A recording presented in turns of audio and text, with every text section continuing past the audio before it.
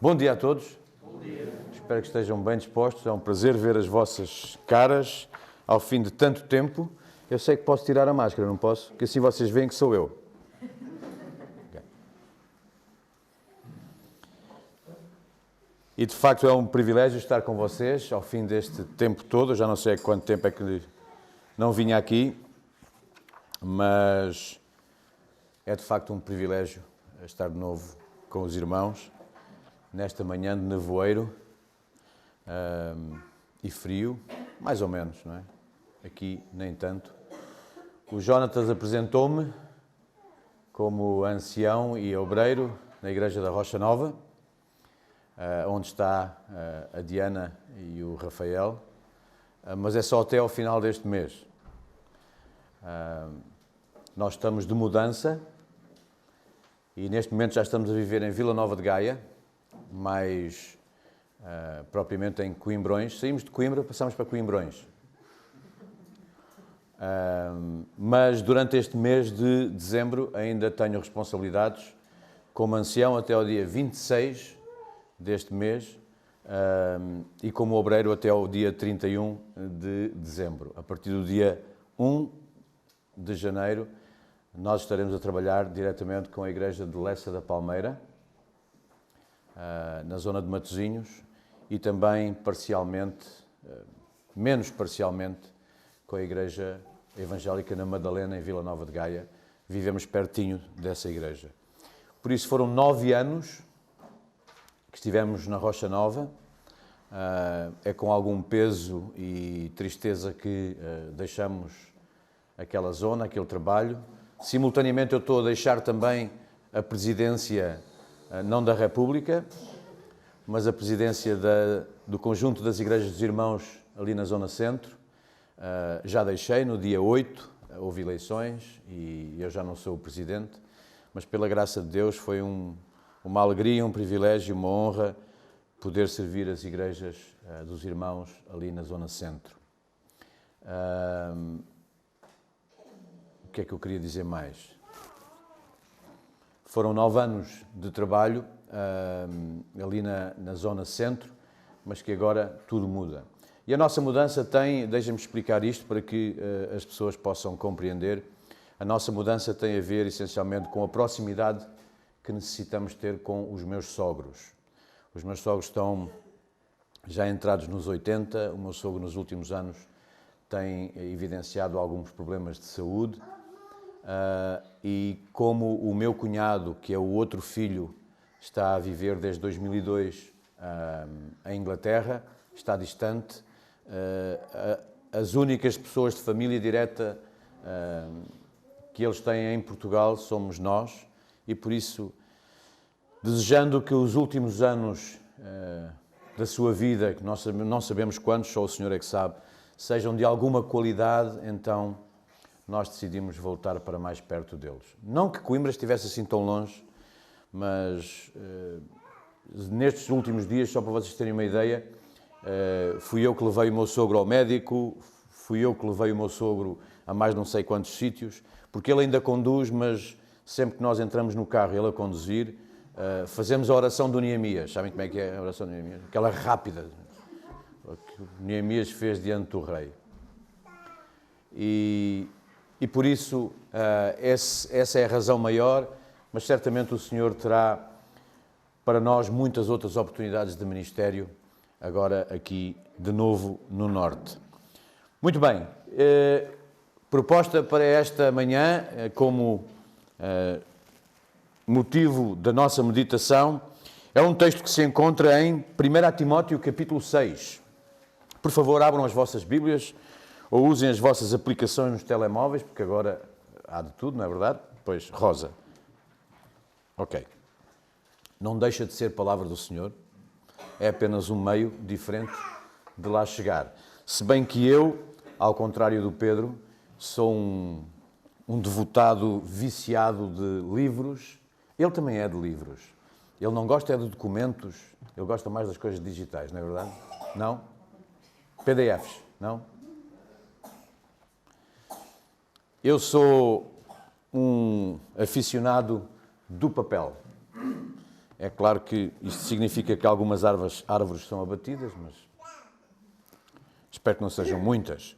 Então, 1 Timóteo capítulo 6, vamos ler o que Paulo escreve ao seu discípulo, àquele a quem ele chamava o seu filho amado, Timóteo.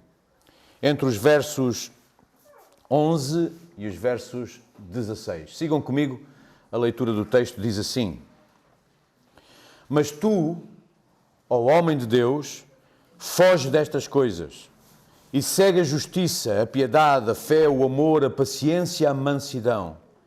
Milita a boa milícia da fé. Toma posse da vida eterna, para a qual também foste chamado, tendo já feito boa confissão diante de muitas testemunhas. Mando-te diante de Deus, que todas as coisas vivifica, e de Cristo Jesus, que diante de Pôncio Pilatos deu testemunho de boa confissão, que guardes este mandamento, sem mácula e repreensão, até à aparição do nosso Senhor Jesus Cristo, a qual a seu tempo mostrará o bem-aventurado, o único, poderoso Senhor, Rei dos reis e Senhor dos senhores, aquele que tem, ele só, a imortalidade e habita na luz inacessível, a quem nenhum dos homens viu nem pode ver, ao qual seja a honra e poder sempre eterno. Amém. Que o Senhor abençoe a sua palavra aos nossos corações. A primeira epístola de Paulo a Timóteo é uma mistura, por assim dizer, intencional, de instruções práticas e teológicas para a Igreja, para o funcionamento da Igreja. É na primeira carta a Timóteo que nós temos muito daquilo que conhecemos no Novo Testamento como a organização em termos de estrutura da Igreja. As características que nós temos que evidenciar, aqueles que estão na liderança da Igreja, os anciãos, os diáconos, algumas instruções práticas de funcionamento em termos de relacionamentos e acolhimento de pessoas na Igreja. Há uma série de coisas que, vocês já devem ter estudado isso, são explanadas pelo apóstolo Paulo a Timóteo para que ele as colocasse como líder de Igreja em prática na Igreja onde estava a trabalhar. Mas também Paulo aproveita alguns destes trechos nesta primeira carta que envia a Timóteo para lhe dar instruções pessoais, instruções de ministério, para que ele soubesse orientar a sua vida, não só como obreiro, missionário, líder de igreja, mas essencialmente como homem, como pessoa também, nos seus relacionamentos e na forma como vivia a sua vida. E a primeira coisa que eu gostava de salientar neste texto é logo a primeira expressão, olhem para o versículo 11. Mas tu, ó homem de Deus. Para além de Timóteo, apenas 3 outras pessoas em toda a Bíblia são chamados de homens de Deus.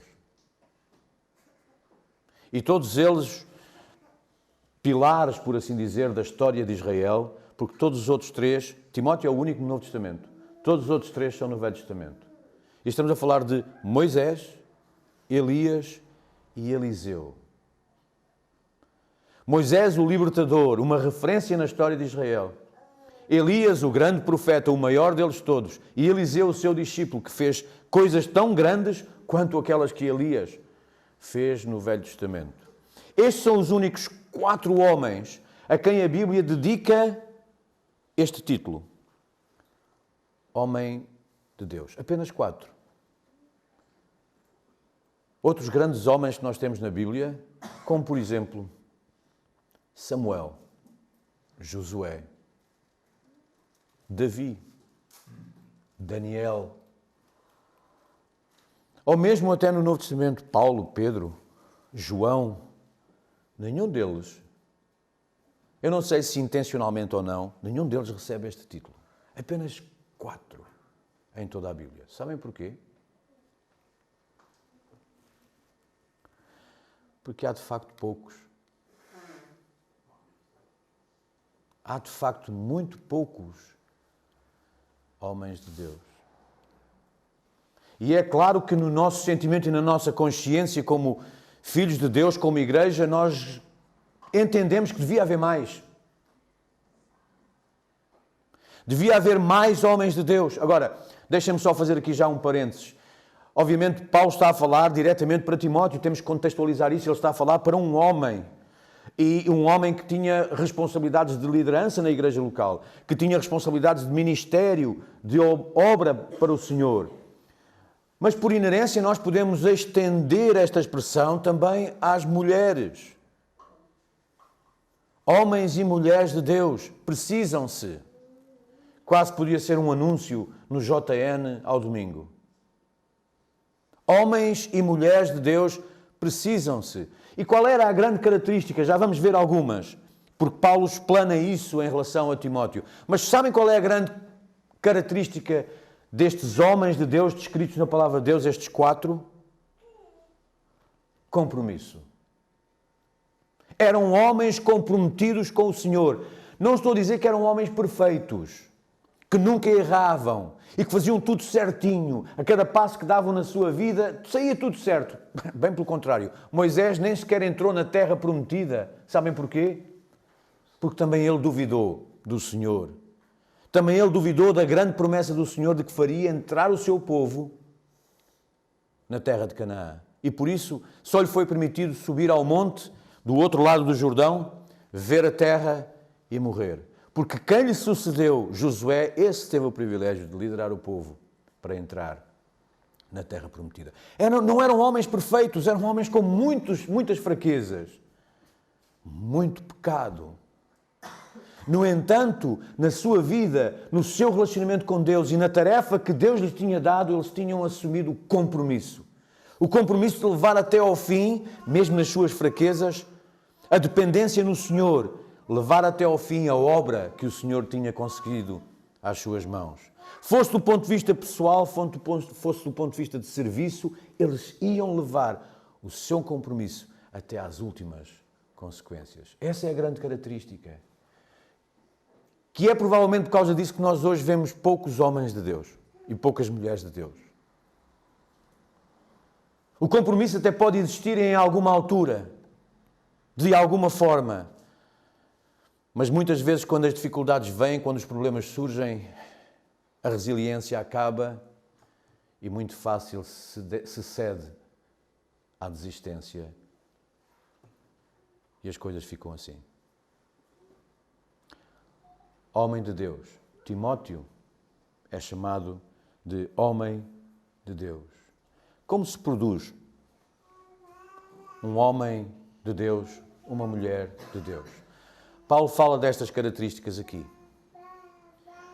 Desafia Timóteo a vivê-las, a desenvolvê-las na sua vida. E, irmãos, o desafio da palavra de Deus não é apenas para Timóteo. Contextualizado, obviamente, é para Timóteo, mas ela chegou até nós. E quem dera que cada um de nós fosse um pequeno Timóteo. Irmãos e irmãs, nesta manhã eu queria que cada um de nós assumisse o seu papel de Timóteo na Igreja do Senhor. E que nesse papel pudesse olhar agora para aquilo que Paulo vai dizer a Timóteo e assumir essas características. Comprometer-se a desenvolvê-las. Não só para que um dia possa chamar pelos outros, olha, ali está um homem de Deus, e fiquemos todos orgulhosos. Olha, ali vai uma mulher de Deus, e ficamos todos orgulhosos. Nada disso, mas apenas para ter o contentamento, a alegria no íntimo do nosso coração de que o Senhor nos usa como utensílios, como vasos de bênção, porque somos só isso, para a sua honra, para a sua glória e para a bênção das pessoas que estão à nossa volta. Vejam as características que Paulo enumera em relação a Timóteo. Grandes características. A primeira está logo no versículo 11. Diz assim, olhem para lá novamente, mas tu, ó homem de Deus, foge destas coisas. Grande coisa. Então, a primeira grande característica de um homem de Deus é fugir. Exatamente. A primeira grande característica de um homem de Deus ou de uma mulher de Deus é ter a consciência, a capacidade de fugir daquilo que o prejudica. Às vezes podemos pensar que fugir é sinónimo única e exclusivamente de cobardia. Olha, fugiu porque é cobarde. Normalmente, por exemplo, nas guerras, na linha da frente, quando algum soldado se acobarda e foge do tiroteio, foge das explosões, sabem que em tempo de guerra isso é muito arriscado para o soldado. Isso é uma traição. Isso é digno de tribunal militar e até de morte. E normalmente quando se foge de alguma coisa, seja de uma batalha, seja de um problema, seja de algum obstáculo que se nos depara nas várias áreas da nossa vida, seja ela familiar, profissional, pessoal, as amizades, os hobbies, quando isso acontece, quando fugimos, as pessoas olham para nós e dizem: teve medo, acobardou-se, medricas. Sabem, na vida espiritual, raramente fugir é sinónimo destas coisas. Na vida espiritual, fugir, na maior parte das vezes, significa coragem. Significa sabedoria, clarividência em relação àquilo que nos pode prejudicar, que está diante de nós e do qual nós queremos fugir.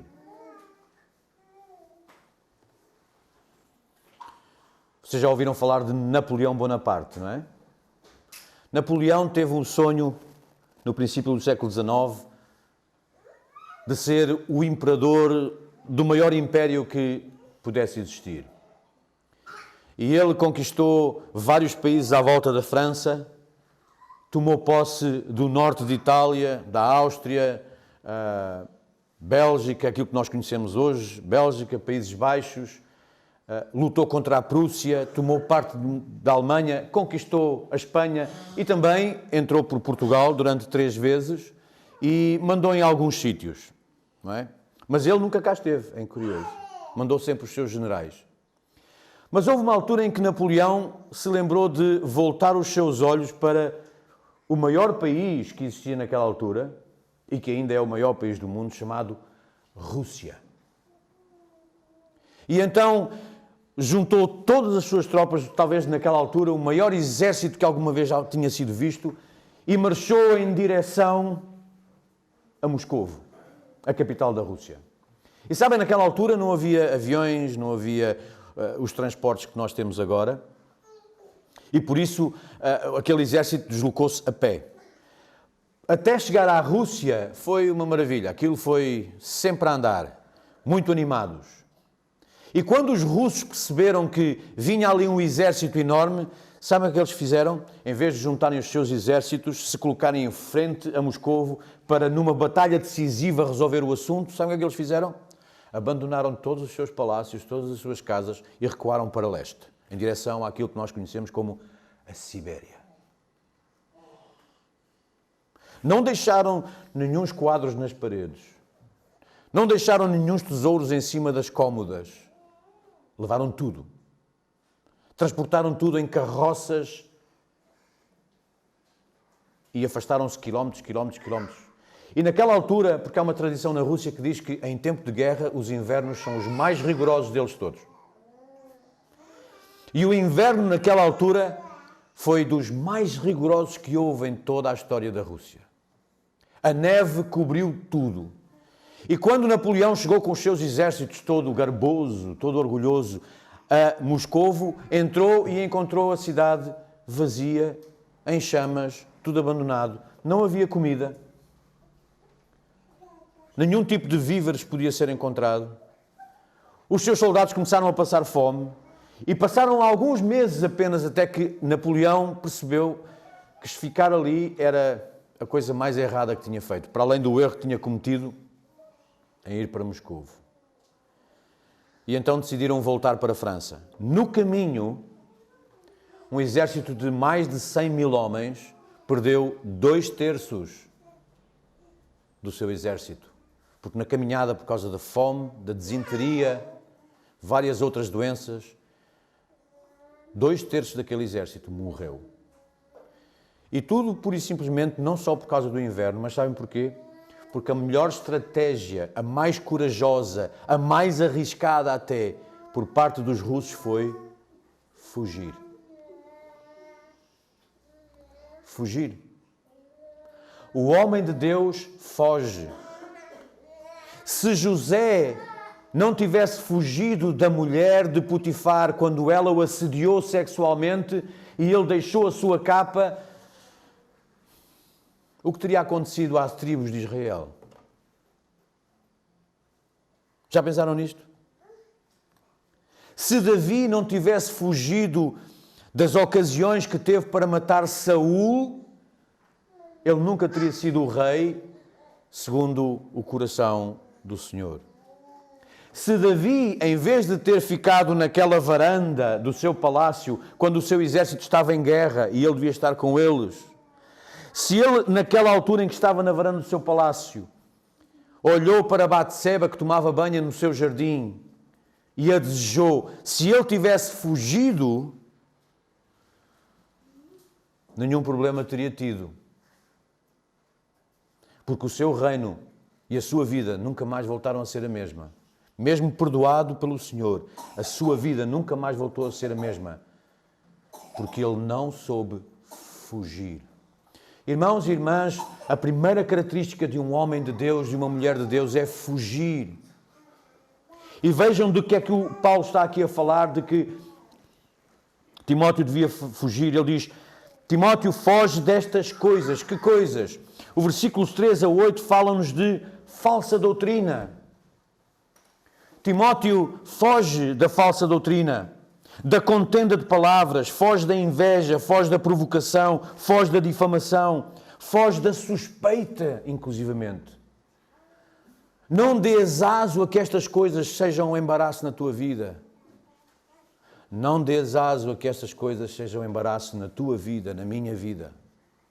Foge da perversão da doutrina. E dos versículos 9 até ao 10 que nós lemos, ele diz, foge do amor ao dinheiro. O desejo dos bens, dos luxos, das superficialidades, da posição, da cobiça. Todas estas coisas, se não fugirmos delas, não poderão fazer de nós homens de Deus e mulheres de Deus. Por isso, a primeira característica que Paulo fala a Timóteo como homem de Deus é foge. Mas logo a seguir, ainda no versículo 11, olhem para lá novamente, diz, foge destas coisas e segue a justiça. Se a primeira característica é fugir, a segunda é seguir. Mas não é só apenas fugir. Há coisas que nós podemos seguir no nosso caminho e que vão fazer de nós homens e mulheres de Deus. O que é que significa isto? Que coisas devem ser seguidas? Vejam aquilo que Paulo diz aqui. Primeiro, Paulo diz a Timóteo, segue a justiça. O que é a justiça? Do que é que Paulo está aqui a falar? Ele está a falar da capacidade de discernir o que é certo e o que é errado, o que é útil e o que é supérfluo, o que é pecado e o que é bênção.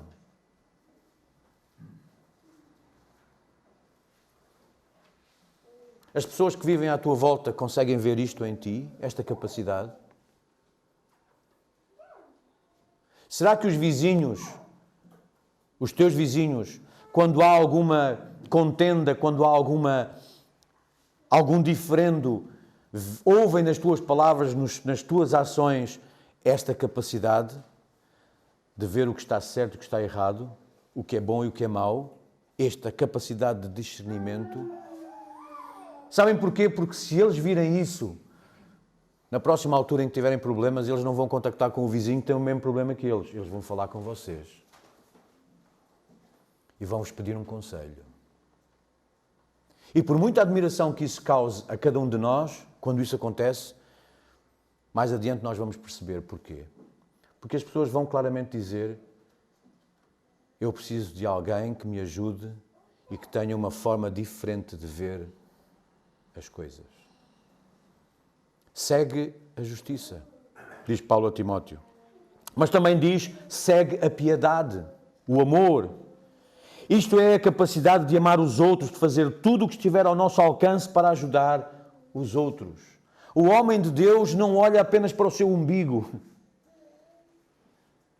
Como dizem os antigos, não coça apenas como um macaco para dentro.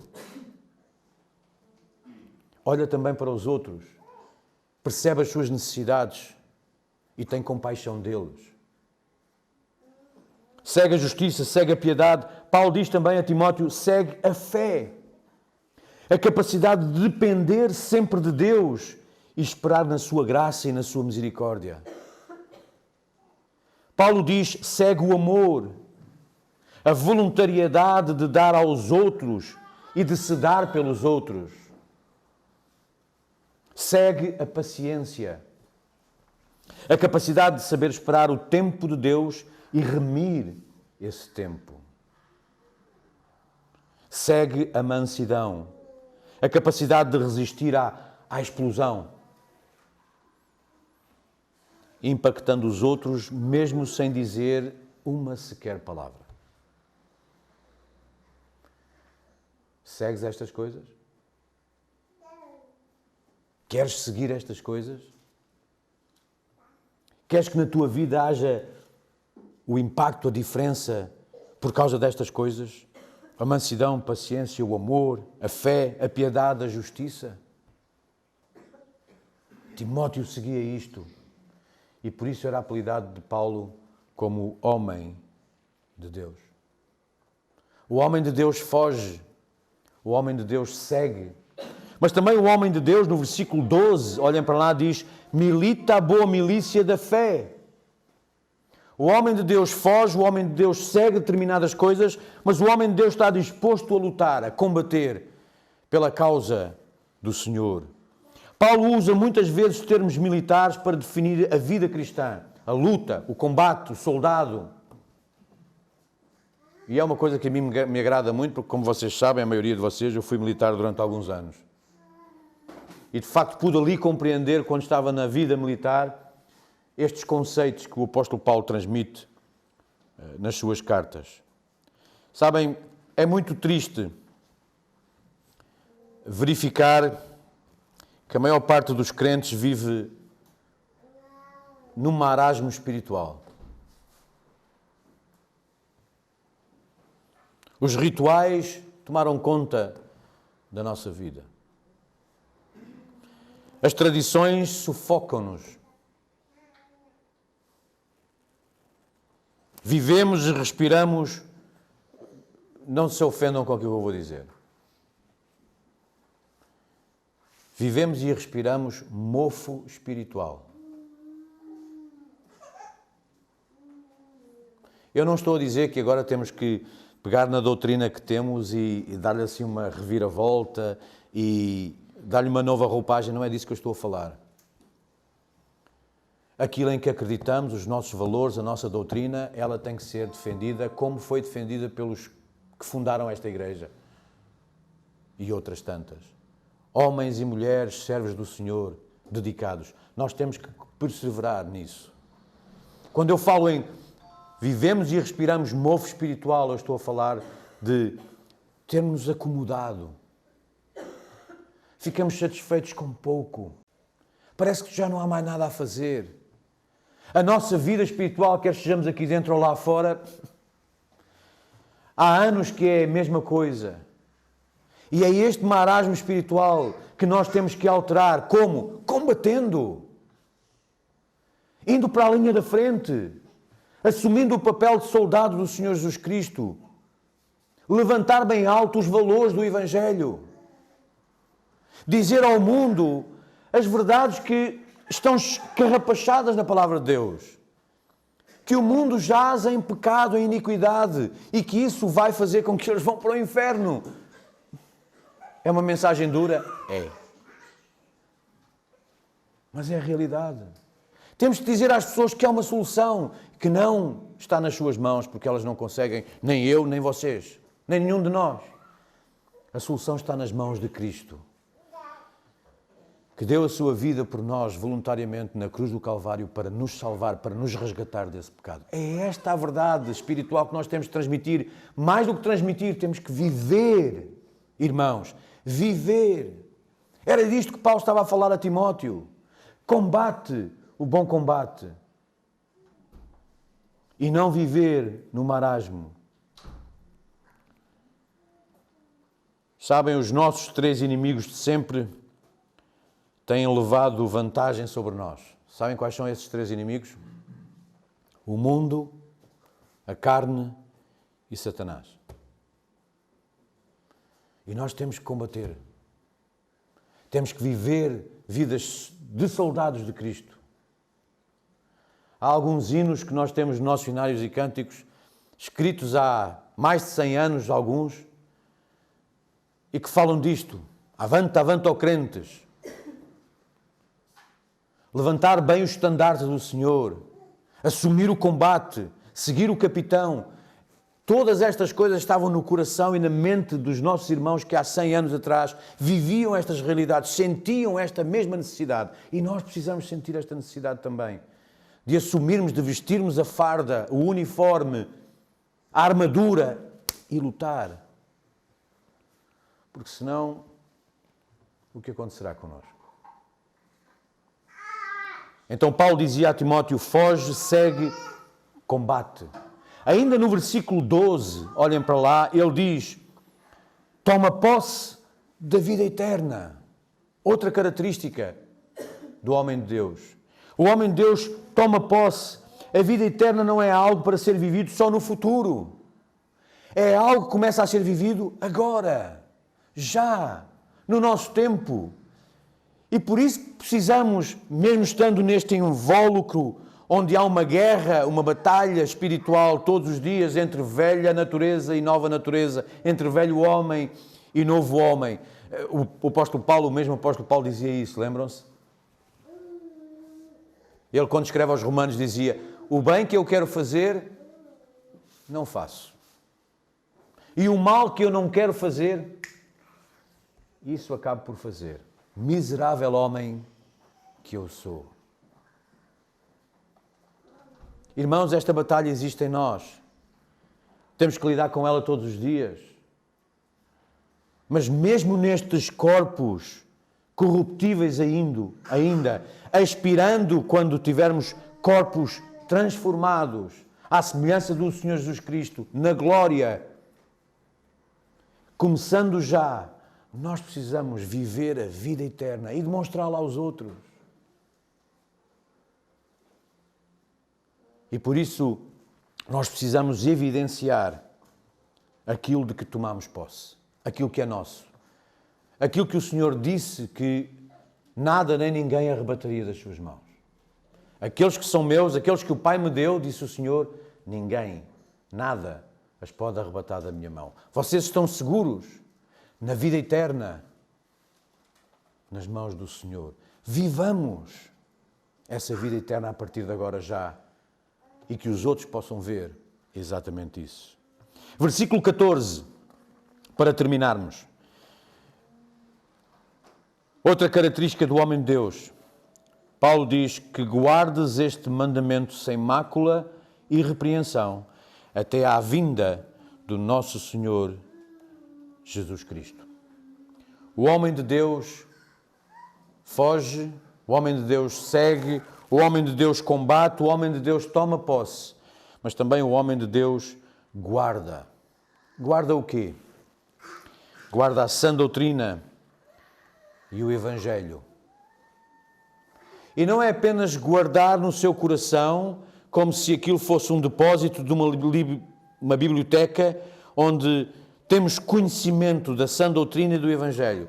Quando muitas vezes a expressão aparece de guardar alguma coisa, significa guardar, mas viver.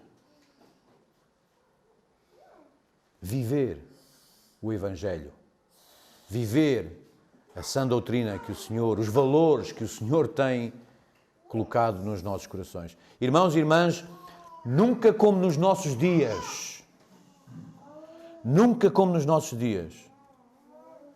nos foi pedido que vivêssemos os valores de Cristo nas nossas vidas. Os irmãos veem as notícias e sabem muito bem do que é que estamos rodeados. Corrupção. É algo que não existe em Portugal. Não é? Só nos outros países é que existe isso. Desde os políticos ao cidadão comum. é um dos problemas que internacionalmente apontam a Portugal. E nós precisamos, como filhos de Deus, homens de Deus e mulheres de Deus, contrariar isto. Este valor, o valor da transparência, o valor da integridade que o Senhor colocou nos nossos corações, nas nossas vidas, como seus filhos. Vivemos dias em que, do ponto de vista social, vale tudo. Desde a homossexualidade à ideologia de género. Já repararam que o movimento LGBT tem sempre mais uma letra passado um mês? LGBT, agora como já são tantas letras, já põem um sinal de mais. Porque já juntam tudo aquilo que é estranho, é ofensivo ao Senhor.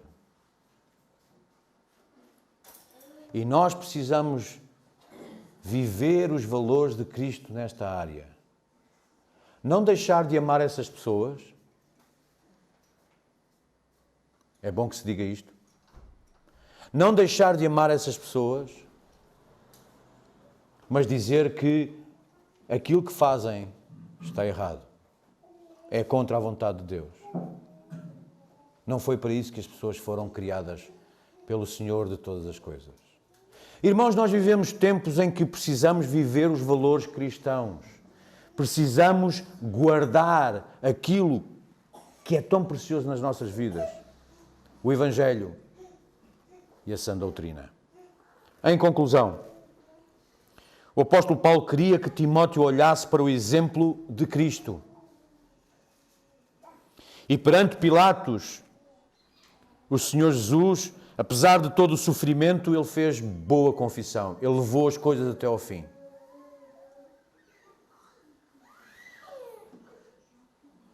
Ou seja, o Senhor falou a verdade. Ao ponto de impressionar tanto Pilatos que em alguma altura ele diz: o que é a verdade? O que é a verdade? Cristo é a verdade. E os seus valores na nossa vida são a verdade. Vivamo-los e mostremo-los aos outros. Estas são as características do homem de Deus, da mulher de Deus. Termino com a pergunta. Tens alguma delas? Todas? Será que daqui a algum tempo ou hoje ainda alguém pode olhar para ti e dizer: ali está um homem de Deus. Ali está uma mulher de Deus. Eu oro para que sim. Sabem porquê? Porque isso fará toda a diferença. Para a vida de cada um de nós, individualmente, e principalmente para a vida das pessoas que estão à nossa volta. Sejam elas nossos irmãos na fé ou não. Que o Senhor vos abençoe.